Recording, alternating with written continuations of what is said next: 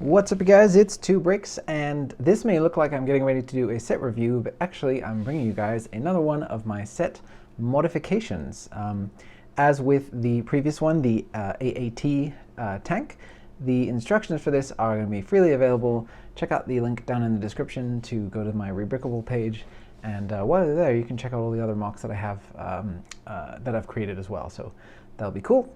But today we're taking a look at this, which is the Actis Jedi Interceptor set from 2020, and I've done quite a few kind of minimal tweaks to what I consider to be overall a pretty good design. I think you'll find that that's a running theme with me. I don't like to take things that I think are not the best and try to like scrap them and start over. I like to just plus things that I think are already really good and just push them to the next level for my own taste and tweak them to my own liking. So that's what I've done here. Same with the AAT, although on this one the modifications are actually quite a bit less substantial than with that one. So yeah, I'll show you guys all the different things that I've added, and there's a few fun little surprises, so let's just dive right in and take a look. Alright, you guys, so taking a look at all of the different features, the first thing that I did was I added something that did not come with the set that I think should have been included, and that is a Buzz Droid. So here is my custom little Buzz Droid. This one is just completely scratch built, and I wanted to make one that's a little bit closer to actual scale for R2 to be able to fight off of the wing of the ship, like in the scene in Revenge of the Sith. And that was something that we couldn't really do before. Let me show you guys an official Lego Buzz Droid real quick. So for context, I removed Anakin from his ship and placed him next to the droids, and these are, I believe, the two most recent official ones, this being the most recent. And you can just see that these are hilariously, comically overscaled. Like, this Buzz Droid is taller than Anakin Skywalker, and it's, these are meant to be little kind of sabotage, like they're supposed to be like mosquitoes that buzz around the ship. Obviously not literally the size of mosquitoes, but they're small, and a bunch of them come tucked away in a missile in kind of wrapped up ball form, and then they open up to reveal this kind of spider-like creature. But you can clearly see in the movie R2 fighting a Buzz Droid on the outside of the ship, and this is obviously hilariously overscale for that. So I just decided that it had to be done. I had to make my own little Buzz Droid here to hassle Anakin and provide one more little challenge to him before he can get to the Chancellor. And so that's that. It's a really, really simple overall design, but I'm really happy with how it turned out. I think it's pretty effective. And I got the little detail indication here with the roller skate piece that kind of gives you the sense that the Buzz Soul element could be coming down out of here, and just a little red eye there. And I think that's all you need, honestly. And any of the open studs here on the wings of the ship can accommodate the Buzz Droid, and he can actually angle his legs as well, so you can have him kind of looking straight ahead even though he's standing on an angled surface. I think it's I think it's a fun little thing, and I was glad to be able to figure something out for that. This is a necessary inclusion, in my opinion, for this ship. So there we go. So that's the big change. Number one was that I added something. And then you'll see from the exterior appearance here, if you have the set, or you can see on the box right here, I've changed very little about the actual external surface of the ship. I actually like how most of this looks. I think it looks pretty cool. But the next big area that I did change is the interior here, because the cockpit in the official set is woefully, I don't know, I'm going to say underdone. And it also has this awkward thing where Anakin has to kind of sit in it laying back, like he's looking out of the top windshield. And I'm just getting my figure ready to place in here. Obviously, I wanted to give Anakin a nice seat to sit in. It's got a nice plush back there. Got the two studs to hold his legs. Flight yokes up at the front. This is the control console sticker piece that came in the official set, but I added these two tile consoles down here. I redesigned the whole area back here to fill up a lot more of the space inside of the cockpit. And then when you place Anakin in there, and his legs just key into the two studs underneath, and his hands can grab onto the control sticks. So he really looks like he's flying the ship. The headrest sits at his head level, and he sits upright. He can see down through the windshield, which I really like. and then through the top cockpit surface as well. His head is actually visible when you're flying it from the side, and you can see much more of his body through there as well. It just feels much more appropriate, and there's a lot of space contained within these bubble canopy pieces that they use, so I'm not sure why they didn't take more advantage of it. But anyway, that's big change number 2. I just wanted to really deluxify the cockpit here, and I actually took the opportunity as well to fill out this gap in here, because the space, there's a lot of empty space in here when this was previously deployed. There's none of these plates under here, and you know, the cockpit piece does fill it up decently well, but I just think when you have it open, it's nice to have this extra kind of little platform in here, so you can kind of imagine Anakin climbing out, standing on this, and then hopping down and, you know, dismounting. So I think that feels pretty good. The next big area that I changed here is how it attaches to the back. I redesigned a whole new attachment mechanism because for the longest time, let me bring in a comparison model.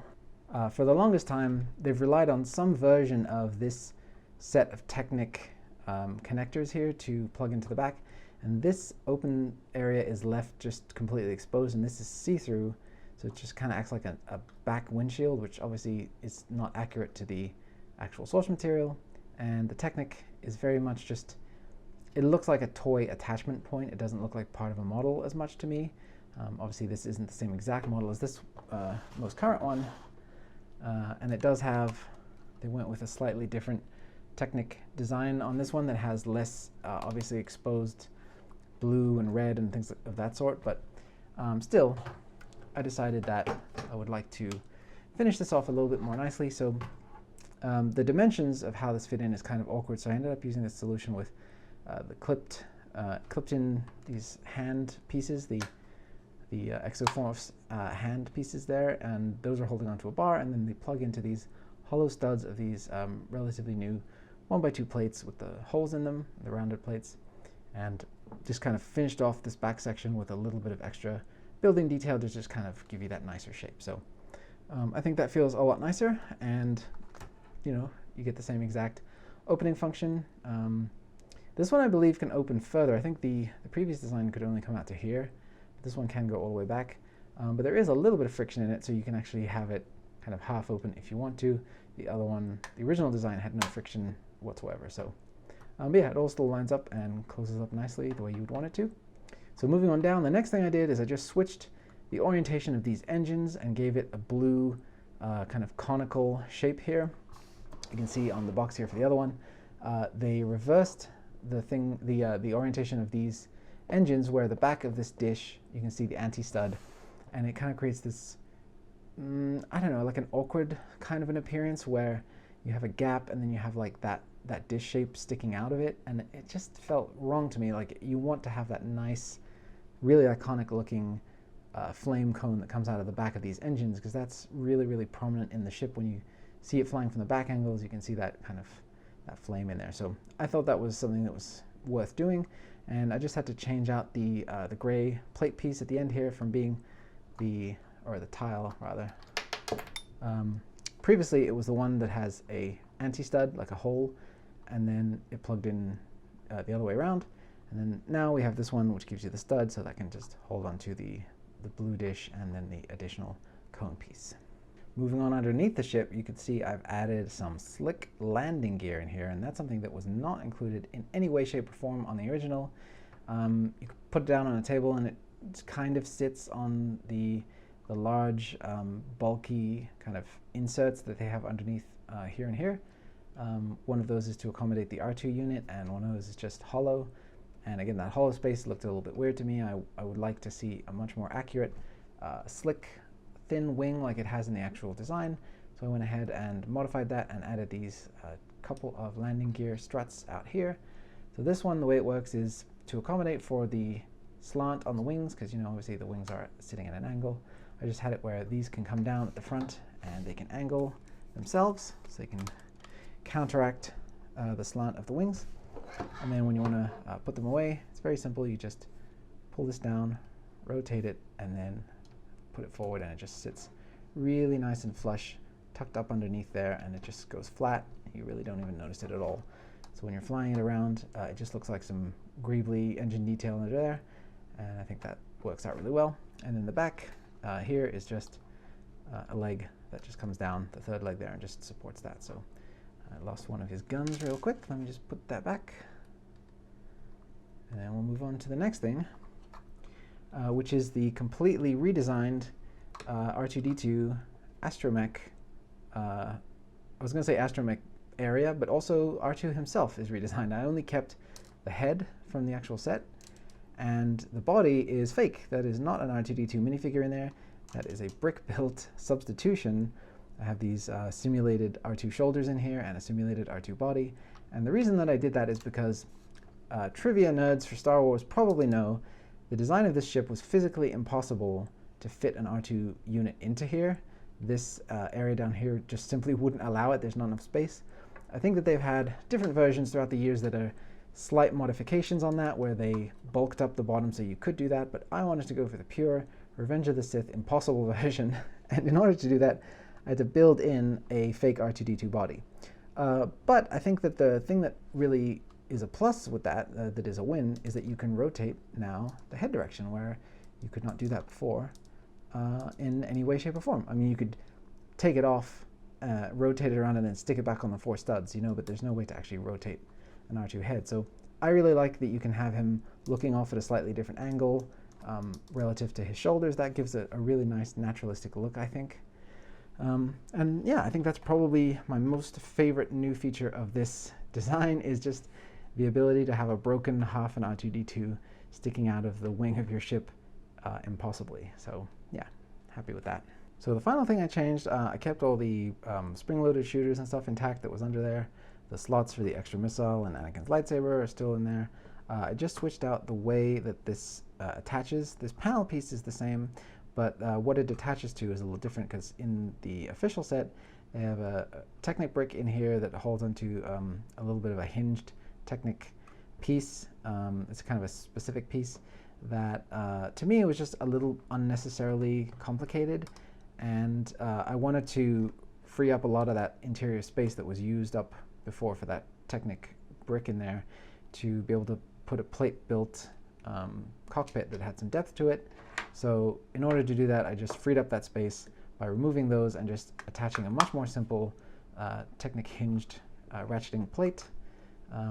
It's a 1x4 plate with the 2 ratchet male ends on the front there, and I think that just works out exactly just as well and gives you the same look, but with, you know, better functionality for me. So I think that works out fine as well.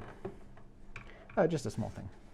All right, you guys, so there is your modified ETA 2 Interceptor, and I think for me, if you did enjoy the process of building this, one of the cool things is if you have this red one right here, you can go ahead and take the same basic modifications that I've done here, and you can just apply them to the Obi-Wan version, and you'll have 2 you know, matching interceptors, and I think that works out really well. So, you know, if you want to be able to recreate that scene, have, you know, the Buzz Droids attacking Obi-Wan's ship and Anakin trying to help out by ramming his ship into it, I think that's a fun little scene to do, and I think that these look way better on a shelf with the landing gear and the ability to just stand on their own without just the wings awkwardly just hitting the ground. So yeah, I think this really works, because this is a great design. This is one of my favorite Star Wars Starfighter ship designs. I've always loved it. I actually have a model of it that I built the year that Revenge of the Sith was coming out, before this ship was even publicly like known, because I saw a photo of it in like a movie magazine or something. And yeah, I think it's a fun, I've always liked the look of this, because it's like right on the precipice of Anakin becoming Vader. You can see the design really kind of reflecting that. The Jedi Order is about to fall and become overtaken by the Empire. So I just really love the look of all of this good stuff in here. And LEGO does continue to make really nice toy versions of this. And I think if we can push the design just a little bit more, you get something that looks really nice to boot as well. So yeah, really, really happy that I was able to bring this to you guys. You have access to the digital file and the instructions, so you can go ahead and order the parts that you need, compare it with the set, and just order the additional parts that you need that I used. You know, that is an option. You don't have to buy all the parts again. And yeah, you can go ahead and make as many Buzz Droids as you like. So if you do make the Obi-Wan version, have like 10 Buzz Droids attacking his ship. So yeah, so that was a really fun one.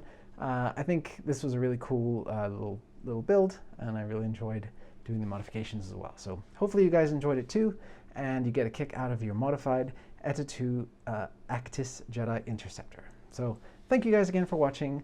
Don't forget to subscribe. Once I get to that 100,000 subscriber mark, I'm going to be making that giant Venator Star Destroyer. So make sure that you help the channel achieve that landmark so we can get that going. And until the next one, may the Force be with you.